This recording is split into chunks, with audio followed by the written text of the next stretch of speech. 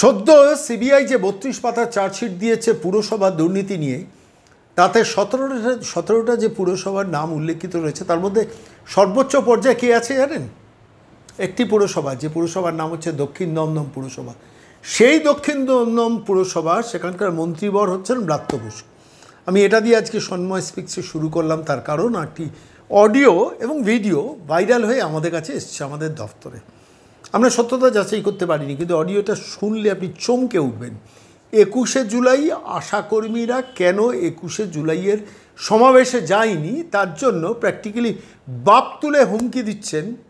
অভিযোগ শোনা যাচ্ছে যে মানুষটির নামে, সে মানুষটির নাম হচ্ছে রাজু সেন শর্মা, ব্রাত্য বসুর ডান দক্ষিণ হস্ত।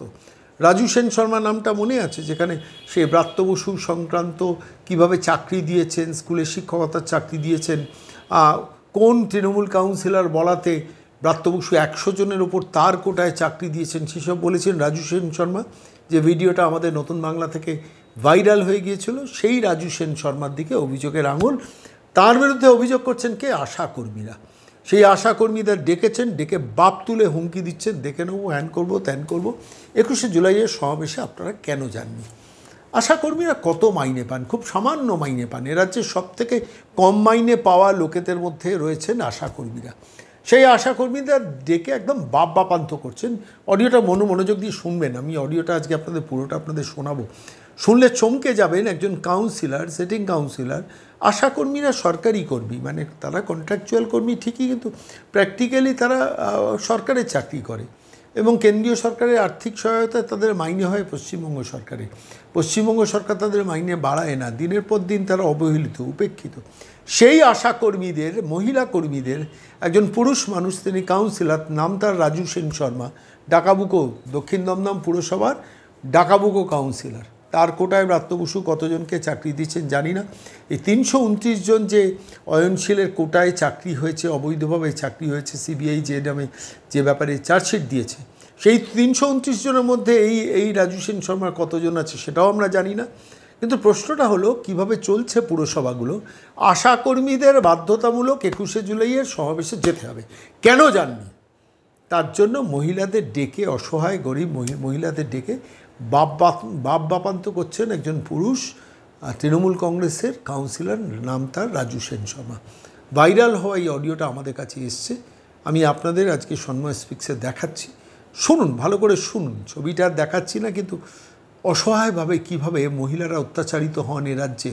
এমনকি সরকারে যারা চাকরি করেন, যারা 21শে জুলাই যাননি বলে তাদের বাপ তুলে টানাটানি করেন, এবং শেষ পর্যন্ত মহিলারা কিন্তু রুখে দাঁড়িয়ে বলেন, চাকরি খাবেন খান, আপনি বাপ তুলে এভাবে গালিগালাজ করতে পারেন না। রুখে দাঁড়ালেন মহিলারা।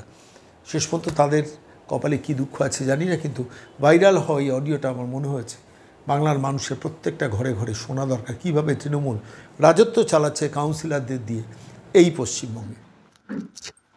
কেন খারাপ হচ্ছে? 21শে জুলাই যারা প্রোগ্রামে যায় না তারা আমার ঘরে কাজ করবে না, এটা আমার লাস্ট ওয়ার্নিং। কোন বাবা আছে সবাইকে বলুক, মন্ত্রীকে বলুক, এমপিকে বলুক, দিদিকে বলুক, কেউ কাজ করবে না যারা 21শে জুলাই প্রোগ্রামে যেতে পারে না। কোনো কারণ শুনবো না আমি।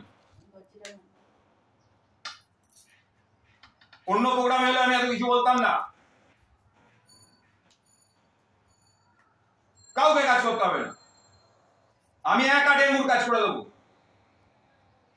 আমার ওয়ার্ডে একটা মানে লার্ভা ধরা পড়বে না, একটা লোক মরবে না। আমি বোর্ড মিটিং এটা বলবো।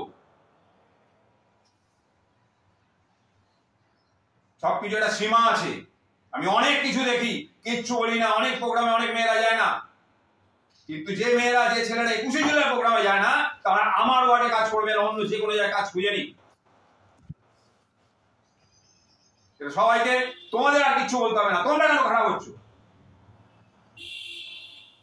যে যা বলার বলবে, আমাকে বলতে, আমাকে রাজু সেন শর্মাকে বলতে বলবে। কার বাপের কত দম আছে আমি একবার দেখি।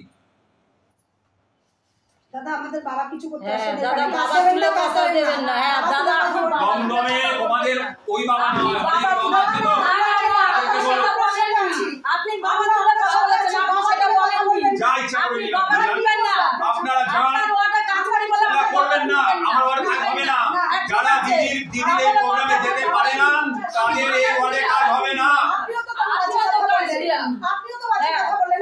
আমরা কি বাবা তুলে নিজেদের আমি ওদের কথা নিয়ে বলিনি তো, বলো না কেন? ওদের কথা নিয়ে আমি একটা কথা বলিনি। শুনতে হবে তো। হ্যাঁ, আপনি বাবা আমি একটা জিনিস দেখেছি যে আপনারা কালকে প্রোগ্রামে যাননি। সেটা অসুবিধা থাকতে পারে, এতগুলো মেয়ে অসুবিধা একসাথে। আমরা সেটা পার্সোনাল ব্যাপার, ওরা তো বলে আমি দিয়েছে আপনার যে অসুবিধা যাবে কম না। করবো, তাহলে ওর অসুবিধা ছেড়ে দিতে হবে। না না, কিন্তু আপনি একটা জিনিস বাজে বললেন, বাবা দরকার নেই, তুলে আমি বলছি তো দরকার নেই। সেটা আলাদা ব্যাপার। মিটিং মিছিল আমরা বাদ দিয়েছি না। না করেছেন, কিন্তু আবার অনেক মিটিং মিছিলে যাননি। কিন্তু 21শে জুলাই যারা যায় না, আমি তাদের বিভিন্ন কংগ্রেস কর্মী মনে করি না। সেটা যদি স্ট্রিক্টলি বলতো আমাকে বলে কেন strict? কেন strict বলবে? কারণ আপনাদের মনে কোনো ফিলিংস নেই। না, আজকে আপনি 21শে জুলাই নিয়ে কোনো ফিলিংস নেই। অনেক সময় আমরা যেতে পারি না। আমরাও মানুষ দাদা, আমরাও খেটে খাই, হ্যাঁ। আমরাও পাঁচতলা ছটা আমি একসাথে হ্যাঁ, আমি আপনাদের ডেঙ্গু করবেন দিনে কালকে 21শে জুলাইয়ের মঞ্চে আমরা বলেছি। দাদা কালকে 21শে জুলাই বলেছি যে বর্তমান দিনে ডেঙ্গুর মেয়েরা যেভাবে কাজ করছে এটা অসম্ভব। সেটাই তো বলছি। আপনারা জানেন না আপনাদের কথা আমরা কর্মী নিয়ে কিভাবে গলা ফাটাই। আপনার মুখে দিয়ে তাকে কিন্তু আপনারা কি করেন? আপনারা 21শে জুলাই মিটিং এ যান না। না, সেটা যদি এইরকম স্ট্রিক্টলি বলতেন, এরকম স্ট্রিক্ট মানে আপনারা বোঝেন না 21শে জুলাই? সেটা 21শে জুলাই বোঝেন কি বোঝেন না? আপনি যদি বলতেন কালকে যে কাজে যাবে না, না কালকে বলবো না। হ্যাঁ, 21শে জুলাই নিয়ে বলতে হয়, এটা আমি আমার ওয়ার্ডে এসে প্রথম জানলাম। আমি যে আমি যে ওয়ার্ডে ছিলাম কোনোদিন 21শে জুলাই নিয়ে কোনো মহিলাকে বলতে হয়নি। আমার দাদা কারণ আপনাদের মধ্যে 21শে জুলাই কোনো আবেগ কাজ করে না। আপনি আমাদের বাবাটা তুললেন খুব হ্যাঁ, খারাপ। এটাই না আমি পলিটিক্যাল বাবাদের কথা বলছি। আমি ছবি দেখি আপনাদের, আমি আপনাদের অনেকের ছবি দেখি, একটা দেখেছেন আগে বলেছেন যে অনেকের আগে ছবি বাবা দেখেছি আমি তুলেছে। বিভিন্ন অনুষ্ঠানে। আপনি আগে বাবা তুলেছে। আপনার সাথেই আমরা আছি। আমি তাও কিছু বলিনি, আমি তাও কিছু বলি। আপনারা অন্য ওয়ার্ডে যদি এইভাবে ছবি তুলতেন আপনারা বুঝতে পারতেন কি এফেক্ট। আমি একটা পিয়ারির জন্মদিনে প্রথমবার গেছি, তাও একটা নয় অনেকবার দেখেছি আমি। আমরা ভুল ভুল বলছেন, আমি কোনো ফটোই তুলি না। আমার আর ফটো তুললেই বা কি অসুবিধা আছে? আমাদের কি প্রাইভেট সম্পর্ক থাকতে পারে না?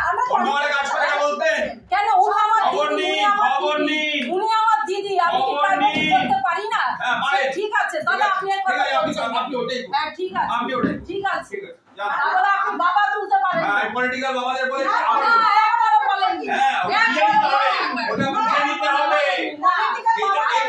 এই তো আপনার ব্যবহারে বুঝতে পেরে যাচ্ছি। না, সে তো আপনার আপনি যেভাবে কথা বলছেন না, আমি কেন 21শে জুলাই জাননি আমি বুঝতে পারছি। ঠিক আছে, বুঝে যাই। আপনাকে বলছি particular। ঠিক আছে, আপনি আগে বাবা তুলেছেন, খারাপ ব্যবহার করেছেন, তাই আমি খারাপ আমি ব্যবহার 21শে করেছি। জুলাই কেন জাননি হ্যাঁ, বুঝে ঠিক গেছি। আছে, বুঝেছেন তো আরো বুঝুন, হ্যাঁ আরো বুঝুন। ঠিক আছে যান।